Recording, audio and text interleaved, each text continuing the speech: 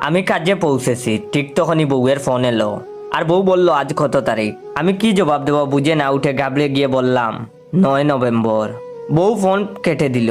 আমার তো বয়ে হাত পা সিডিয়ে গেছে, ভাবছি ওর কি আজ জন্মদিন, না আমার জন্মদিন, না তাহলে কি আমাদের বিবাহ বার্ষিকী, না বাচ্চাদের কারোর জন্মদিন, শ্বশুর শাশুড়ির জন্মদিন বা বিবাহ বার্ষিকী, না গ্যাস সিলিন্ডারও বুকিং করিয়ে দিয়েছি, ডিশ, মোবাইল, ইলেকট্রিসিটি বিল, দুধের বিল সবই তো হয়ে গেছে।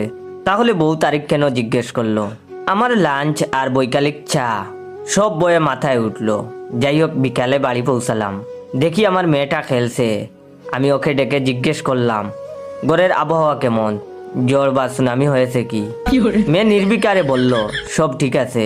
আর মেয়ে আমাকে বলল কেন বাবা, কি হয়েছে? আমি তখন মেয়েকে বললাম তোর মা সকাল সকাল আজকের তারিখটা জিজ্ঞেস করছিল আমায় ফোন করে। তখন মেয়ে আমার মুচকি হেসে বলল আজ সকালবেলা ক্যালেন্ডারের কিছু পাতা ছিঁড়ে ফেলেছি, তাই হয়তো কনফিউজ হয়ে গেছে।